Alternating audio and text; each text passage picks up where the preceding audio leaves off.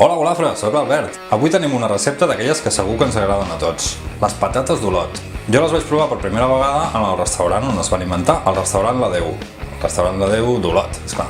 I com que la recepta es va inventar allà, hem mirat de veure com les fan allà i seguirem la recepta de la manera més fidel possible. Amb aquella carn picada, cremoseta per dins i rebossadeta i cruixent per fora. Quin espectacle! Així que ja sabem què menjarem avui. Patates d'Olot. Anem a veure com es fan? Així que per fer aquestes patates d'Olot necessitarem mig quilo de carn de vedella, 150 grams de carn magra de porc, 1 quilo de patates, un parell de tomàquets madurs, una ceba, una copeta de conyac, mig got de vi negre i aproximadament mig litre de brou de carn. I el primer que farem serà tallar la carn a trossos. A mi a la carnisseria ja me l'han tallat una miqueta. I he demanat carn de vedella per guisar, com aquesta que fem servir pels canelons. I els deixarem en uns talls més o menys d'aquesta mida. És igual perquè després ho hem de picar tot, però que ens permeti cuinar-la bé. I el porc igual. M'han deixat un tall així gros i el tallarem també a trossets. Ho salpebrem i ara en una cassola hi posem un raig d'oli i hi posem a fregir la carn.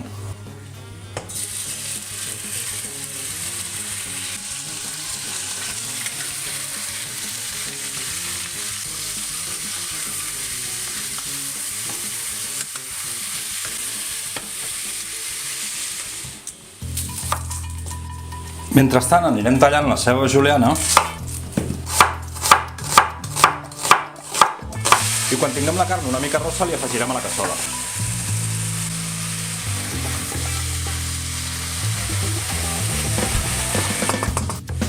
I quan la ceba hagi agafat color li afegirem el tomàquet que li posarem ratllat.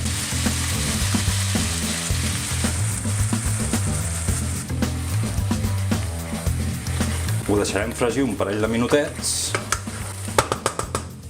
Ara hi afegiré la copeta de conyac i el mig got de vi i ho deixarem coure tota una estona fins que s'hagi evaporat l'alcohol. I després d'uns minuts, quan veieu que ha perdut aquella olor intensa d'alcohol, aleshores hi afegim el brou.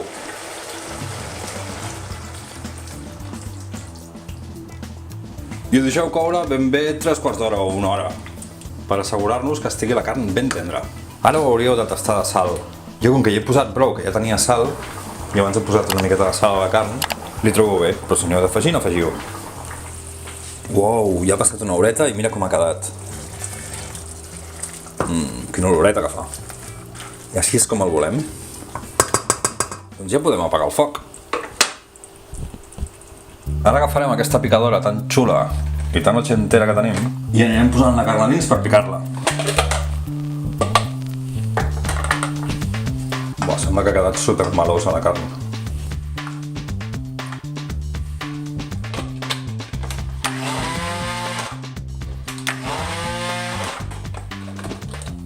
I l'anirem picant, però que no quedi molt picada, que es noti una miqueta de textura de carn.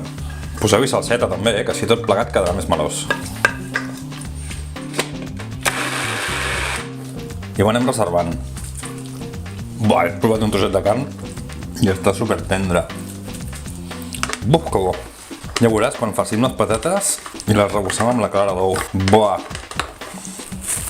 I ara ho taparé amb fil transparent i ho deixaré guardat a la nevera fins demà.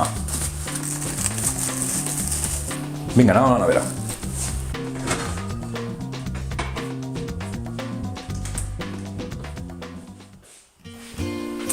Ara ja anem a per les patates. Les pelem, les netegem i les talleu a rodanxes, ni massa grosses ni massa primes. Més o menys d'un gruix així. Podríeu tallar amb una mandolina si en sabeu o si en teniu, però jo no en tinc. I quan estiguin tallades les posarem a fregir. Ho posarem a fregir a una temperatura mitjana perquè ens quedin fetes però ens quedin toves. Mira, més o menys així. I quan veieu que ja estan fetes, les traieu. Doncs estan fetes, estan fregides i estan tovetes per poder-les manipular.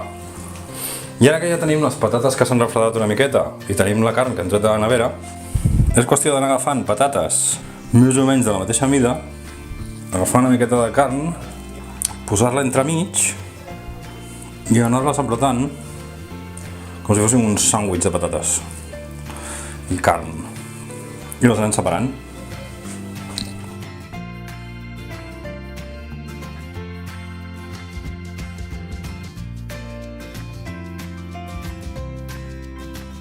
Separem unes clares d'ou perquè farem servir només les clares per arrebossar.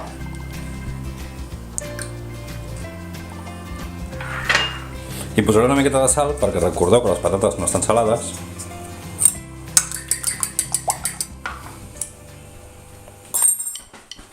I ara agafarem les patates, les mullirem amb la clara d'ou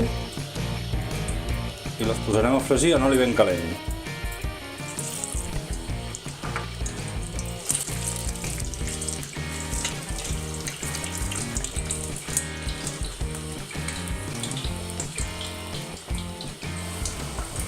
I les anem reservant. I aquí les tenim, les patates d'Olot. Què us sembla? Tampoc és tan difícil de fer. És entretingut però no és difícil. I us asseguro que val la pena. Estan boníssimes. Si et vols subscriure al canal, només has de clicar a la casella on hi diu subscriu-me i activar la campaneta de notificacions perquè t'avisi quan pengi un vídeo.